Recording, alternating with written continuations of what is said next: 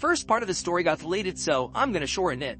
Basically, a summer camp me and my friend started to attend in 2019 does surveys every summer based on the topic we'll be discussing, so we get better public speaking and a more generalized opinion from others in the area. Me and my friend teamed up with 2 counselors and hit the town. Our last stop was a Walmart and we talked to a bunch of different people. The most memorable was the second to last, an older man that asked for our names and all about us after he finished answering our questions. At the time, we were both 13 with hardly any concept of stranger danger, so we gladly answered about ourselves. Anyway, a few days later, an account popped up on our friend request called ed_Patisse. The account linked was a bunch of old posts, come today, Pacino of fire and rose emojis, and called us hot and sexy on our posts. It got to the point where they started to send blank pics, so me and my friend ended up blocking the account. Only a few days later, the account was permanently deleted. It didn't show up in our searches for it. That's why we thought it was the end of it. It was not. When we finally got back to school in August, we basically forgot the event altogether. Yet, again, this time on both of our Facebook accounts, we got a notice from someone named Ed Patisse wanting to be our friend. Immediately blocked that account again, but not before they had already commented lewd things on my baby pictures.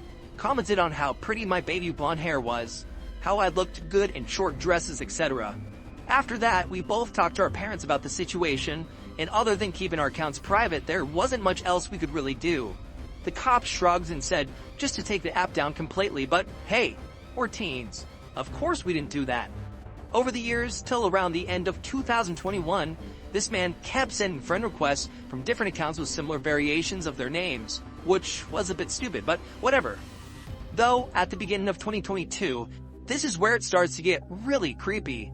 Accounts with the names and pictures of our friends started showing up in our notifications, so obviously we added them thinking it was our friends.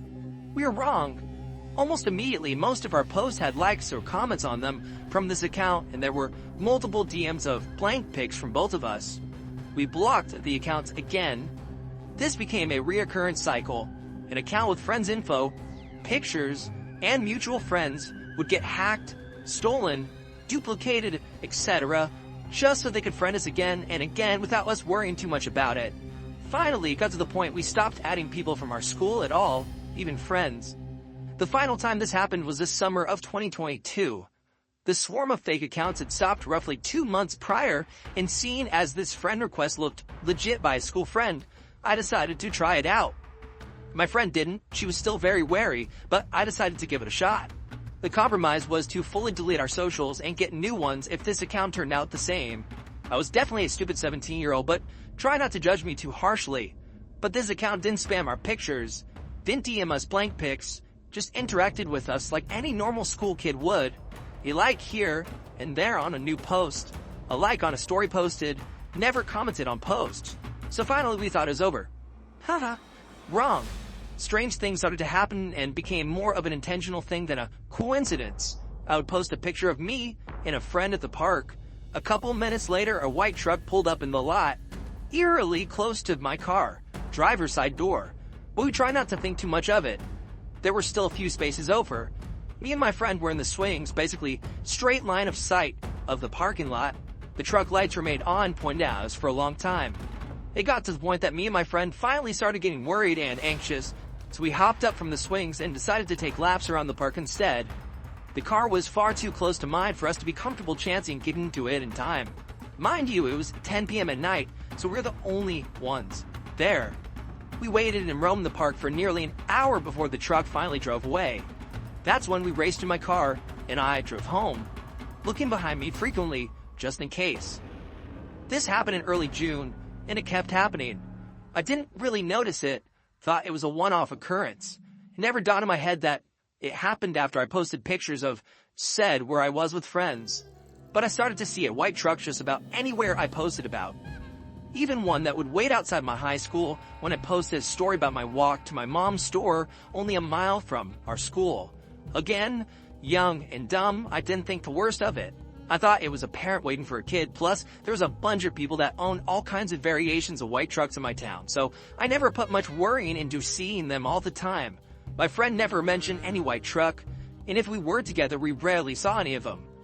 But I started to get nervous of them after one time I was walking to my mom's store. I decided to take a glance at the driver of the truck that sat near the car line every day after school. It was the same, if not a bit older, man from our Walmart survey trip of 2019. It was bizarre. Definitely, you're never expecting to see him again, especially since we met him in a few towns over from our town. Yet, lo and behold, he was right there. That's when I walked. Probably ran actually to my mom's store. This kept happening, and I finally knew I was being stalked after seeing him that first time because I saw him everywhere on foot. Anyway, this post is getting long, so it'll fast forward to the last bit that happened on the last day of our shared summer camp in late July 2023.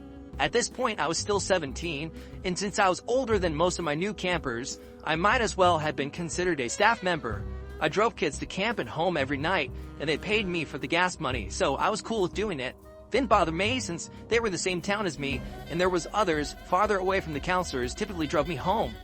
This day, I posted all the last day campfire pictures right before I left, so I could try and save my phone that was suffering from glitches, lack of data, and didn't let me communicate or call others because my storage was too full. So I photo dumped a bunch of stuff, but it didn't fix the problem. My phone was essentially broken, it hardly worked, and I bought my current phone after this occurrence. On top of this, one of the older campers that visited us on the last day, who is 19 and a male, didn't have a phone either, but he also was in the car with me, in the back seat. I had 3 campers. One didn't have a phone either, and the other 2 were dead. One was charging theirs with my carport, but we didn't think much of it. Just turned on the radio full blast and gunned it back home. As I pulled off the back road of our camp up to the intersection, the light turned green and we went forwards. In the lane next to us was a white truck that kept turning his brights on and off. It was a bit weird, so I sped up, but I didn't think much of it. Side note, my best friend, let's call her Anne for this, has a baby. Anne had her kid at 16, so at this point her kid was nearly a year old. Still very fussy in car rides and such. This becomes important later because Anne was there for the last day of camp too. She left right before we did when her baby became cranky.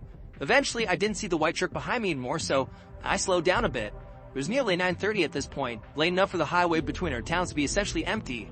I have this back road that is a bit curvy that leads a bit close to my house and directly to a rich neighborhood.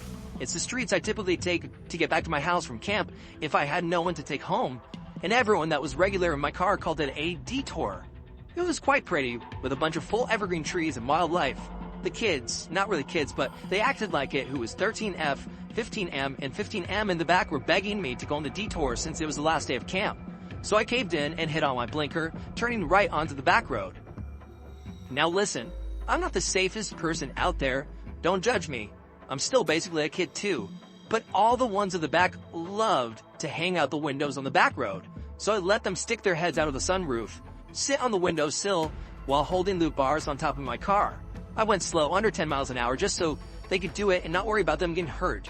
I mean, there was no one on the back roads. Cops never camped out on these streets, and I was going under the speed limit by like 20, so there wasn't any harm in letting them stick out the windows. Eventually, I let them bully me into taking them around the rich neighborhoods that had cool water fountains and covered bridges on the streets. Apparently, one of the covered bridges caved in, so we had to go around on this super narrow street, right next to the large drainage ditch at least 15 to 20 feet deep. As we were going around it, a car comes up behind us.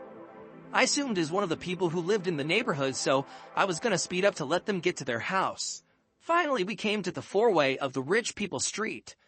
Straight forward was a dead end, which is what I originally was gonna do. To the left was a broken covered bridge, and to the right was a back roundabout that would take us back to the beginning of the street. But I had no houses or lights back there because the neighborhood is still being built. But let's call him Jake. 19M told me to go right. Mind you, one of the campers was sticking their body out of my skylight from the back seat, so I couldn't see out of my rearview mirror. I didn't really want to, but I trusted his instincts and turned right. As soon as I did, I started to hear honking behind me. I was a bit startled, and so were the kids in the back seat. I glanced out in my side view mirrors, but I can't see anything past bright LED lights. I thought it was because I took too long, so I sped up a bit after I turned right. There was a honk at the end of the hill on this back street, and it makes you tug the steering wheel pretty hard to stay on the road, especially in the dark. The car behind me turned right too. They started flashing their LED brights, honking loudly, and it rolled down windows screaming at us. They kept trying to get in the lane next to us and bump into my car to run us off the road. That is when I knew this was serious. Instantly, I started screaming at the kids in the backseat to sit down, buckle up, and roll up their windows. They barely managed to do that by the time I hit the bend at the end of the hill really hard and gunned it off the street. Driving around the drainage ditch with little problem. I've done it multiple times. There was no phone in the car to call anyone, least of all the police, so I just ended up speeding down the back streets as the car chased me, trying to run me off the road multiple times. When we came upon sharp corners, they slowed down. Dad told me he didn't know the area well, which I used to my advantage. As I was approaching a stop sign for me to go left or right, my house was to the right, so left it was. I yelled at Jake to check my right because I'm not stopping for the sign. I sped past it. The car, this is about the time I noticed it was a fucking white truck, tried to hit my bumper again, and I swerved into someone's yard. Grass was damaged the next day when I drove past it. I booked it down the street, hitting every turn as fast as possible, and eventually I thought I lost the truck. I sped past my high school and onto the highway again, where we got off in the first place. I didn't see the truck behind us, and we were all still freaked out. I took a right to go onto another main way and passed by a closed gas station on the way. Very important in the moment. I stopped at a gas station and handed the kids in my back some cash for them to go inside to get a drink and snack to help them calm down. None of them were crying, thank God, the adrenaline junkies they are. They thought it was more exciting than anything. I told Jay to go watch them in the store and make sure they didn't do anything stupid while I filled up my gas tank. We waited at the gas station for about 20 minutes before I went back onto the main road to take them home just in case. I asked them if they had saw the car at all while they were hanging out the windows, and only one of them said they thought they did, but the truck's lights were off. It was the same truck from a town or so over, from the intersection in front of the back road of our camp. They followed us for nearly 25 minutes. After I dropped all of them off, I was a bit still shaky and decided to try and see if my phone would call someone that I could talk about what happened. The only contact that would load was Anne, since she was the last person I talked to on our phones. With a stroke of luck, my phone actually let me call. She picked up, but all I could hear from her side of the line was her crying. Obviously panicked, I asked her what was wrong.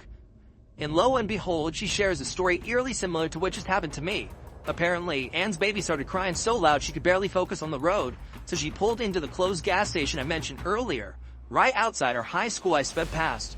She was giving her kid their bottle when a white truck pulled into the lot. Immediately she was wary because it was closed, and she was right.